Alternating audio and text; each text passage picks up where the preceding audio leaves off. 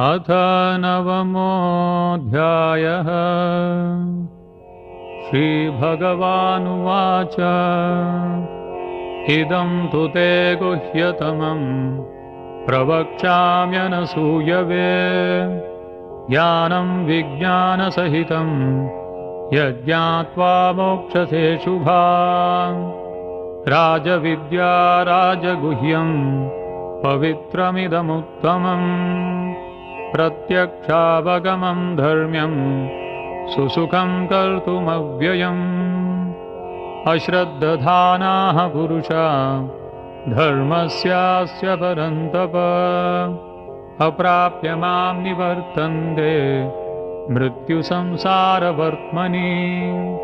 मया ततमिदं सर्वं जगदव्यक्तमूर्तिना मत्स्थानि सर्वभूतानि न चाहं तेष्वस्थितः न च मत्स्थानि भूतानि पश्य मे योगमैश्वरम्।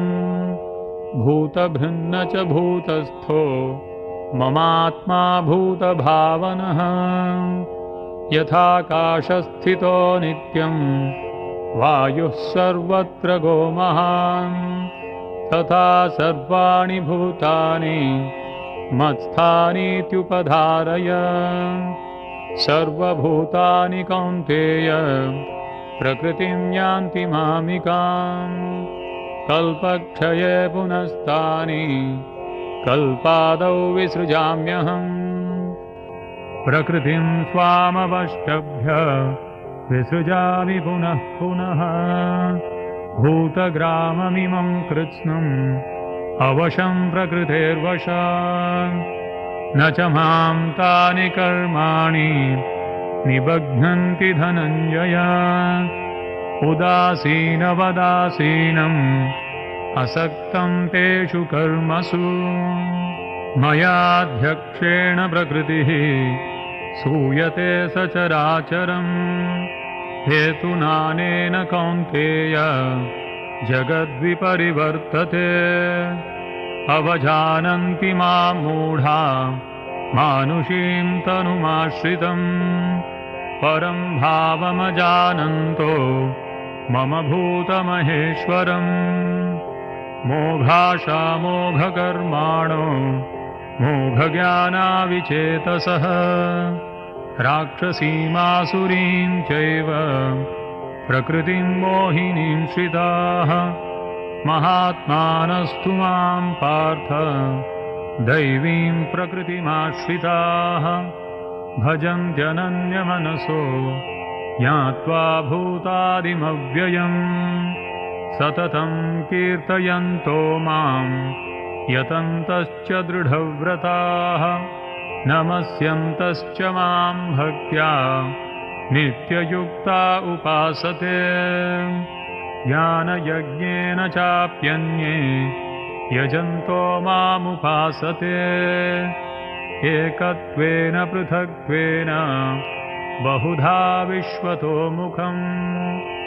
अहं क्रतुरहं यज्ञः स्वधाहमहमौषधम् मन्त्रोऽहमहमेवाज्यम् अहमग्निरहं हुतम्। पिताहमस्य जगतो माता धाता पितामहः वेद्यं पवित्रमोङ्कार ऋक्सामयजुरेव च। गतिर्भर्ता प्रभुः साक्षी निवासः शरणं सुहृत् प्रभवः प्रलयस्थानं निधानं बीजमव्ययम्। तपाम्यहमहं वर्षं निगृह्णामुत्सृजामि च अमृतं चैव मृत्युश्च सदसच्चाहमर्जुन। त्रैविद्या मां सोमपाः पूतपापा यज्ञैरिष्ट्वा स्वर्गतिं प्रार्थयन्ते ते पुण्यमासाद्य सुरेन्द्रलोकम् अश्नन्ति दिव्यान् दिवि देवभोगान्। ते तं भुक्त्वा स्वर्गलोकं विशालं क्षीणे पुण्ये मर्त्यलोकं विशन्ति। एवं त्रयी धर्ममनुप्रपन्ना गतागतं कामकामा लभन्ते अनन्याश्चिन्तयन्तो मां ये जनाः पर्युपासते तेषां नित्याभियुक्तानां योगक्षेमं वहाम्यहम् येऽप्यन्यदेवता भक्ता यजन्ते श्रद्धयान्विताः तेऽपि मामेव कौन्तेय यजन्त्यविधिपूर्वकम् अहं हि सर्वयज्ञानां भोक्ता च प्रभुरेव च न तु मामभिजानन्ति तत्त्वेनातश्च्यवन्ति ते यान्ति देवव्रता देवान् पितॄन्यान्ति पितृव्रताः भूतानि यान्ति भूतेज्या यान्ति मद्याजिनोऽपि माम् पत्रं पुष्पं फलं तोयं यो मे भक्त्या प्रयच्छति तदहं भक्त्युपहृतम् अश्नामि प्रयतात्मनः यत्करोषि यदश्नासि यज्जुहोषि ददासि यत्तपस्यसि कौन्तेय तत्कुरुष्व मदर्पणम् शुभाशुभफलैरेवं